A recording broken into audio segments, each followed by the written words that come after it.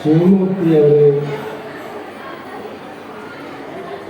ಮೈಮೂರು ನಿರ್ದೇಶಕರಾಗಿ KR ಚೆನ್ನರಾಜು ಅವರೇ, ಹಾಗೆ ಸಮಾಜ ಸೇವಕರಾದ ರಾಮಸ್ವಾಮಿಯವರೇ, ಮತ್ತೊಬ್ಬರು ಸಮಾಜ ಸೇವಕರು ಮಹೇಂದ್ರ ಸಿಂಗ್ ಕಾಳಪ್ಪ ಅವರೇ, ರಾಷ್ಟ್ರೀಯ ಸಂಪನ್ಮೂಲ ವ್ಯಕ್ತಿಗಳಾದ ಶ್ರೀ ದೇವೇಗೌಡರವರೇ, ಎಲ್ಲ ಪೋಷಕ ವರ್ಗದವರೇ, ಆಸ್ತಿಕ ಬಂಧುಗಳೇ, ಮಕ್ಕಳೇ, ನಮಗೆ ಇನ್ನು ರಾಮಸ್ವಾಮಿಯವರು, ದೇವೇಗೌಡರು, ನಮ್ಮ ಕಾಳಪ್ಪನವರು ಮಾತಾಡಬೇಕಾಗಿತ್ತು. ನಮ್ಗೆ ಸಮಯ ದಾನ ಮಾಡಿಕೊಟ್ಟಿದ್ದಾರೆ.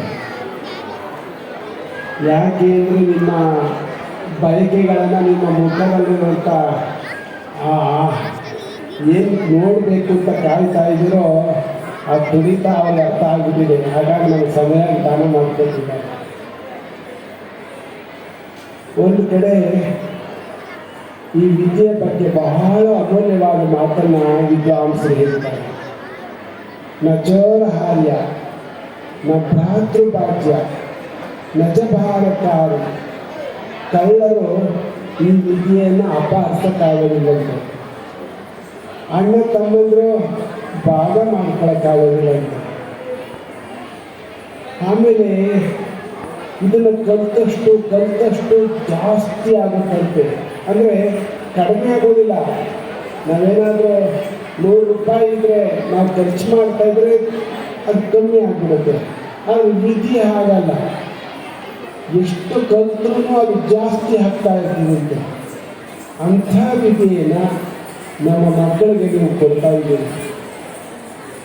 ಅದು ಬಹಳ ಅಮೂಲ್ಯವಾಗಿದೆ. ಇನ್ನೊಂದು ಕಾಲ ಇತ್ತು, ಕೇವಲ ಪತ್ರ ಓದಕ್ಕೆ ಬಂದರೆ ಸಾಕು ನಮ್ಮ ಮಕ್ಕಳು ಅಂತ ಹೇಳಿ ಅವ್ರನ್ನ ಮನೆಯಲ್ಲೇ ಇಟ್ಕೊಂಡು ಬಿಡ್ತಿದ್ದೋ. 4ನೇ ತರಗತಿ 5ನೇ ತರಗತಿ ಓದಿ ಸಾಕು.